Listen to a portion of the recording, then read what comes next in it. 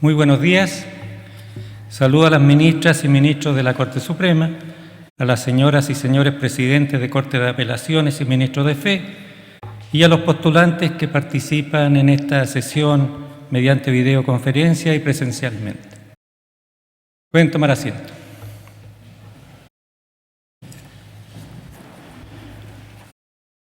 Señoras y señores, según lo dispuesto en el artículo 521 del Código Orgánico de Tribunales y conforme lo establece el acuerdo de pleno de fecha 14 de abril del año 2020, esta audiencia pública en que la Corte Suprema se encuentra reunida en pleno tiene por objeto otorgar el título de abogada o abogado una vez que ustedes, postulantes, presten el juramento de rigor para desempeñar con lealtad y probidad la profesión desde las Cortes de Apelaciones respectivas y desde el Palacio de Tribunales. A continuación, el señor secretario del Tribunal procederá a tomar el juramento, que será recibido por las señoras y señores ministros de la Corte Suprema. Les invito a todos a ponerse de pie.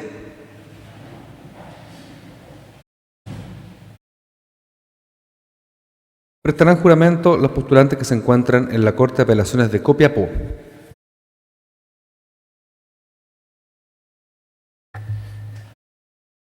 Samia Kirima Mazo Salá. Francisco Nicolás Vicencio Mardones.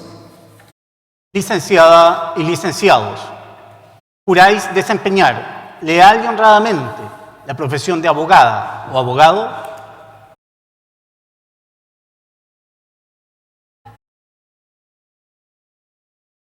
Corresponde el turno de prestar juramento a las y los postulantes que se encuentran en la Corte de Apelaciones de Chillán.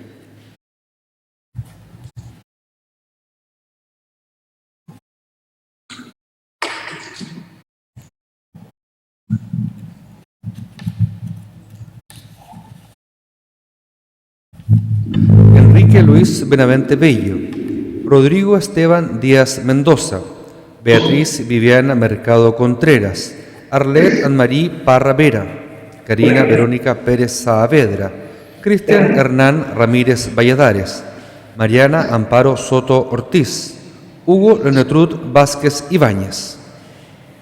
Licenciadas y licenciados, juráis desempeñar leal y honradamente la profesión de abogada o abogado. Es el turno de prestar juramento a las y los postulantes que se encuentran en la Corte de Apelaciones de Concepción.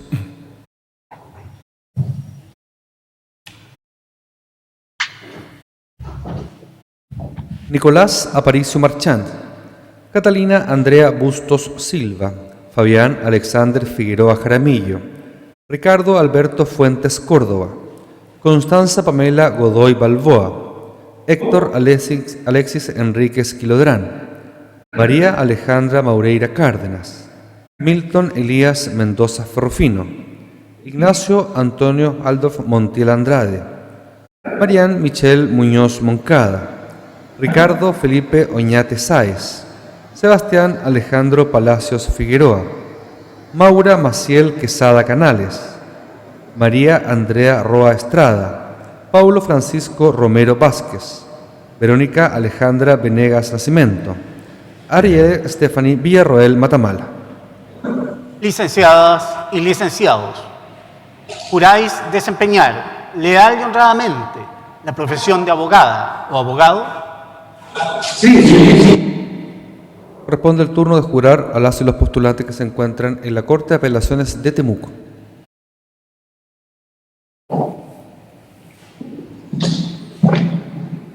Jimena Soledad Calvo Rostro, Evelyn Pamela Andrea Carrasco Colima, Camila Antonia Castillo Neira, Osvaldo Enrique Godoy Aguayo, Claudio Andrés González Estuardo, Leandro André Huenuqueo Cona, Joana Mabel Mora Martínez, Camila de Almería Navarro Rodríguez, Laura Alicia Navarro Snaki, Daniela Zulini Parada Sagredo, Jocelyn Stephanie Reus Muñoz, Luna Paz Ríos Maldonado. Licenciadas y licenciados, juráis desempeñar leal y honradamente la profesión de abogada o abogado. Sí, juro. Es el turno de prestar juramento a la postulante que se encuentra en la Corte de Apelaciones de Cuyay.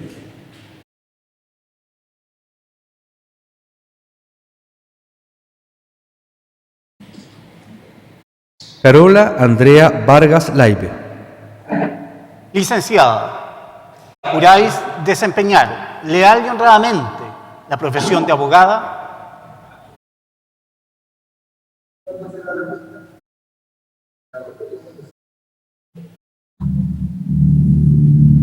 Corresponde el turno de prestar juramento a las y los postulantes que se encuentran en la primera sala de la Corte Suprema.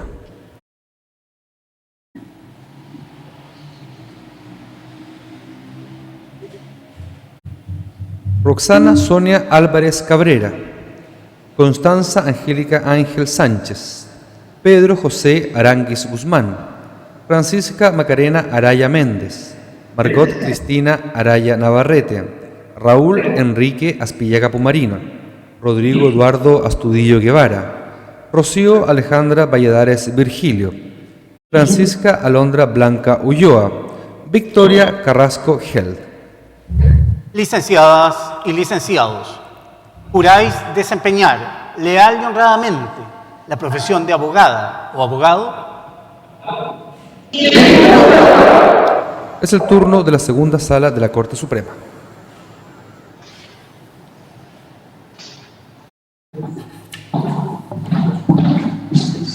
José Domingo Cruz Infante, Jerónimo Díaz Recart, Paulina Alejandra Escobar Sobrado, Javiera José Fierro Ocares, Nicolás Fontaine Cruzat.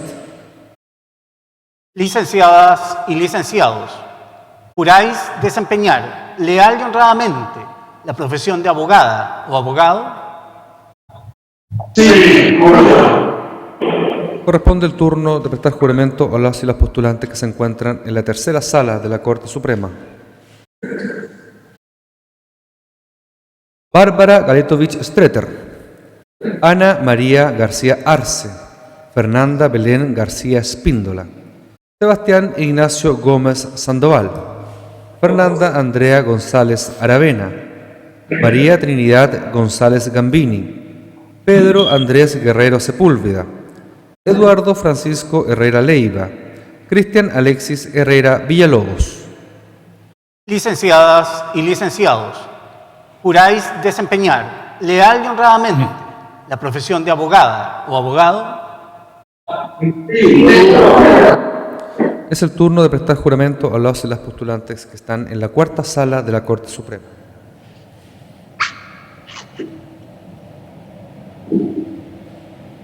Nicole Macarena Yeri Astete, Ralph Kaufman Ulloa, Micaela Paz Kessler Medina, Daniel Clima León, Micaela Beatriz Croc Orellana, Camilo Larraín Siever. Licenciadas y licenciados, ¿juráis desempeñar leal y honradamente la profesión de abogada o abogado? Corresponde prestar juramento a las y los postulantes que se encuentran en el Salón Plaza Montbaras.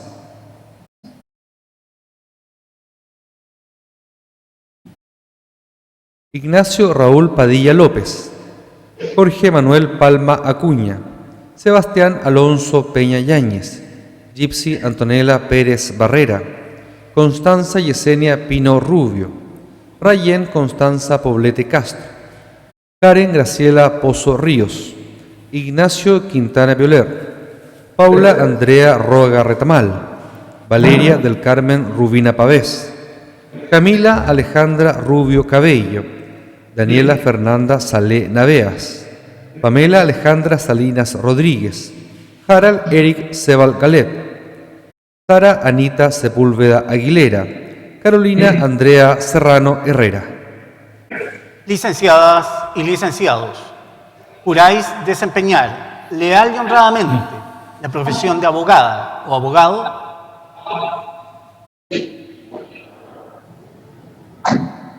Corresponde prestar juramento a los postulantes que se encuentran en la galería de expresidentes de la Corte Suprema.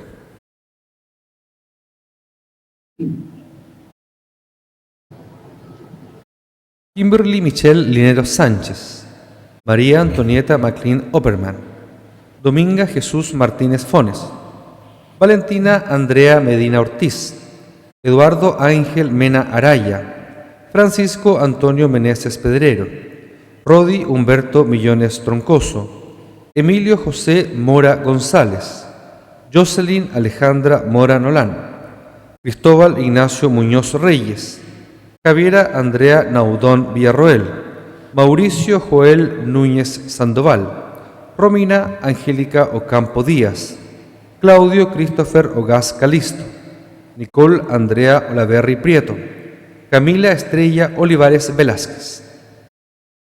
Licenciadas y licenciados, juráis desempeñar leal y honradamente la profesión de abogada o abogado. Es el turno de prestar juramento a las y los postulantes que se encuentran en el Salón de Honor de esta Corte Suprema.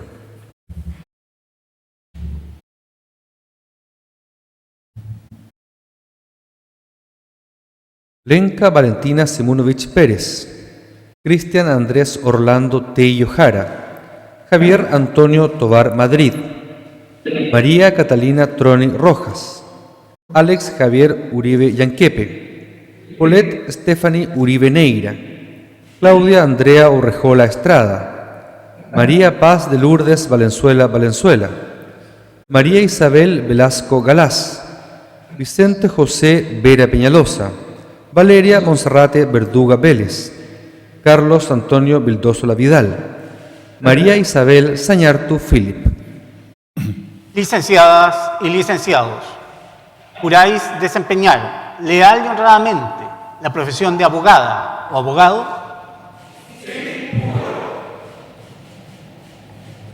Señor presidente, señorías, las licenciadas y los licenciados han prestado juramento. Gracias, señor secretario.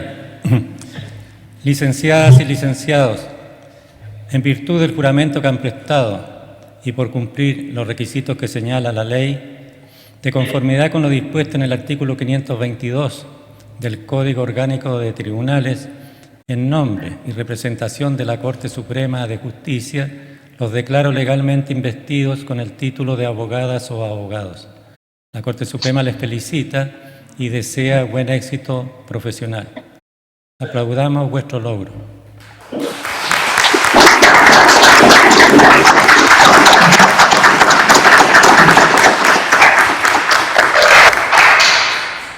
Invito a todos a tomar asiento.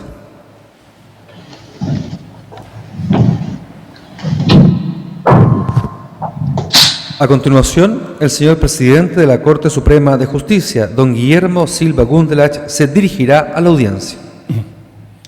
Señoras ministras, señores ministros, nuevas abogadas, nuevos abogados. Este año nuestro país presenta una serie de elecciones en las que decidiremos quiénes desempeñarán determinadas funciones para el devenir de Chile. Un proceso único y fundamental para nuestra democracia. Como lo señala la Oficina del Alto Comisionado de los Derechos Humanos, la democracia es uno de los valores y principios universales fundamentales de las Naciones Unidas. Esta democracia, a su vez, está conformada por dos elementos esenciales. Por una parte, el respeto de los derechos humanos y las libertades fundamentales, y por otro, el principio de celebrar elecciones periódicas y genuinas mediante sufragio universal. Esta vinculación entre democracia, derechos humanos y elecciones no es entonces ajena a nuestro sistema jurídico, sino que por el contrario, esta ha sido profundizada por diversos instrumentos jurídicos, como la Declaración Universal de Derechos Humanos, el Pacto Internacional de Derechos Civiles y Políticos, la Convención Americana de Derechos Humanos y nuestra propia Constitución y legislación electoral. Esta relación tripartita viene a reconocer y consagrar un hecho inequívoco, que la voluntad del pueblo es la base de la autoridad del poder público, la que se expresa a través de elecciones auténticas que habrán de celebrarse periódicamente.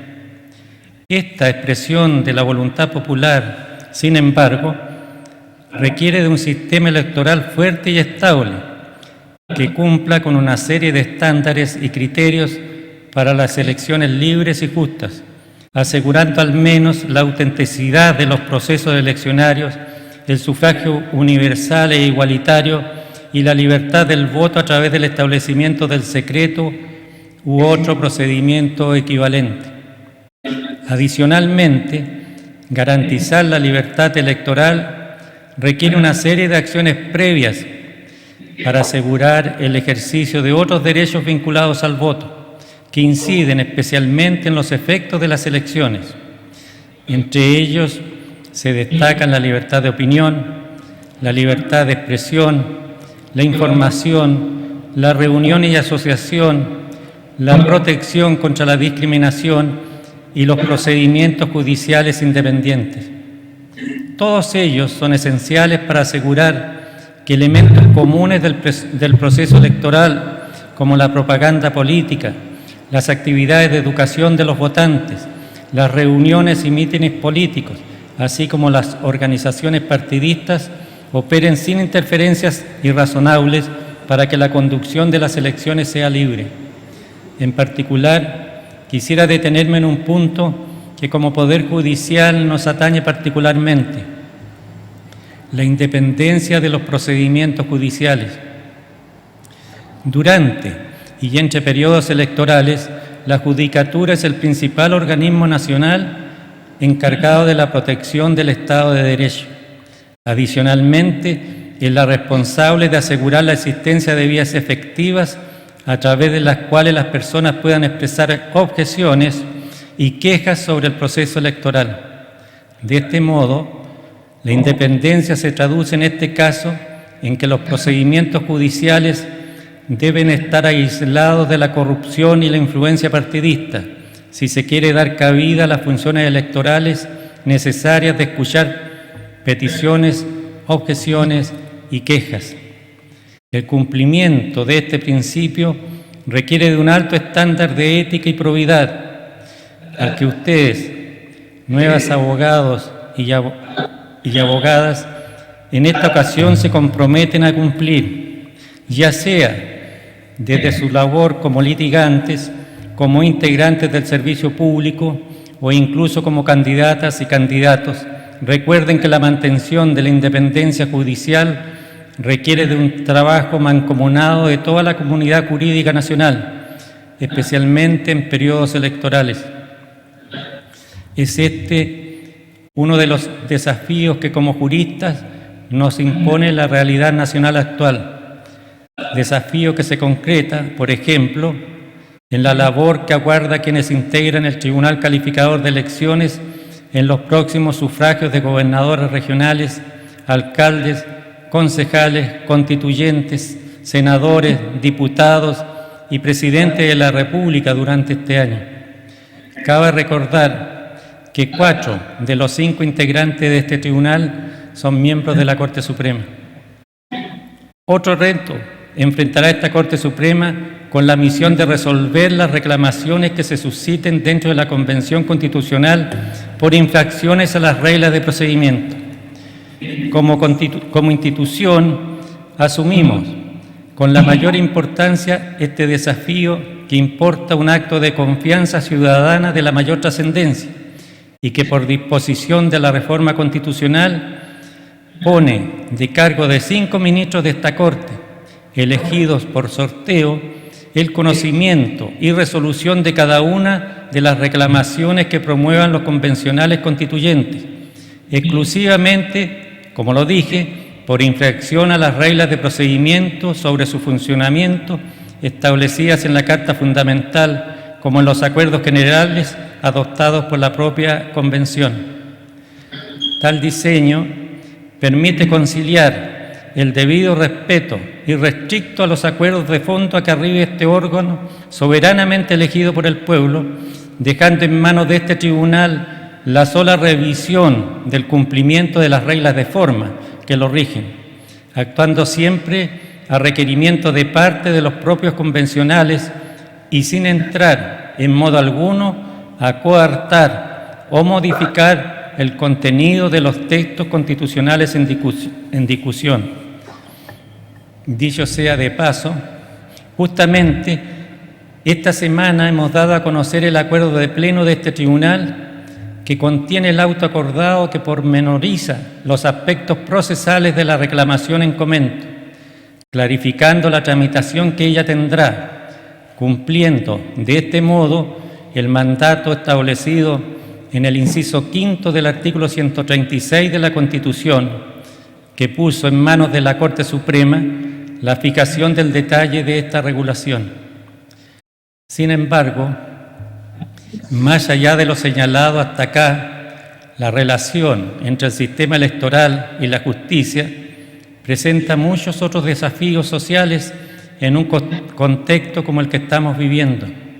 Solo por nombrar algunos, quisiera referirme al reto que plantea la igualdad electoral para todas las personas. Si bien el Pacto Internacional de Derechos Civiles y Políticos especifica que el voto y la participación en las elecciones es un derecho universal que no se debe negar debido a ninguna condición, muchas personas se ven afectadas en sus derechos en razón de su condición de miembros de un determinado grupo. Así sucede, por ejemplo, en relación a las mujeres, las personas pertenecientes a pueblos indígenas, las personas privadas de libertad, las personas con discapacidad e incluso las personas adultas mayores a las que los sistemas electorales tradicionales aún deben adecuarse. Recientemente, nuestro sistema electoral ha ido incorporando algunas medidas en este sentido, tales como la paridad de género y los escaños reservados para pueblos originarios en la Convención Constituyente. Sin embargo, el desafío subsiste, tanto respecto de otros tipos de elecciones como de la implementación del derecho al voto en sí mismo, donde actualmente y en concreto se debate la preferencia que adultos mayores, enfermos crónicos, embarazadas y personas con discapacidad y muchas otras personas pudieran tener el día de la elección.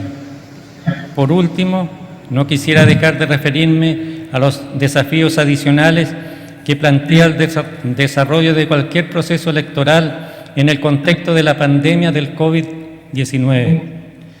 Algunas voces han abogado por la incorporación de mecanismos de voto anticipado, por el aumento del número de locales de votación e incluso por la utilización de urnas móviles o del voto por correo postal como medidas para que la ciudadanía habilitada para votar pueda asistir de forma segura, disminuyendo los riesgos de contagio en los traslados y durante la votación. Una de las propuestas puestas sobre la mesa ha sido hace pocos días aprobada por el Congreso Nacional en orden a ampliar los días de votación, pasando de 1 a 2 el próximo 10 y 11 de abril.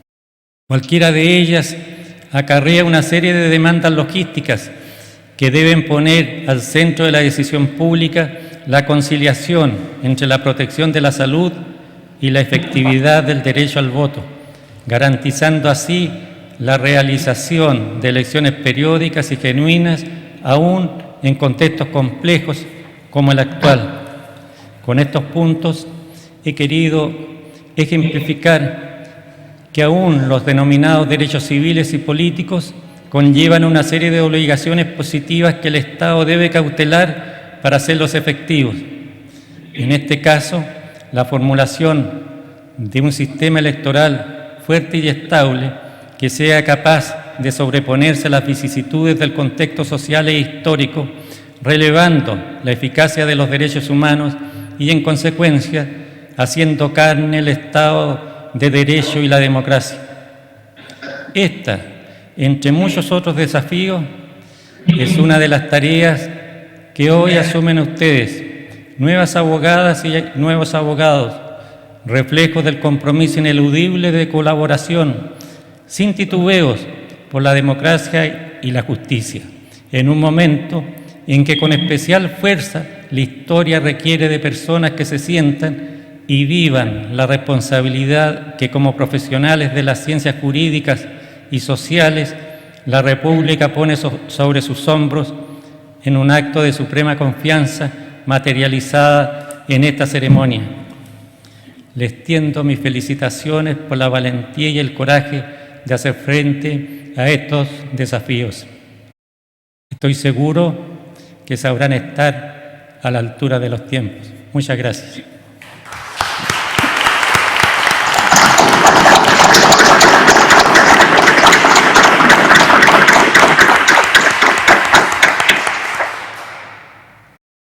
Habiéndose cumplido con el objetivo de esta audiencia, se le pone término desde esta Corte Suprema. Muy buenos días.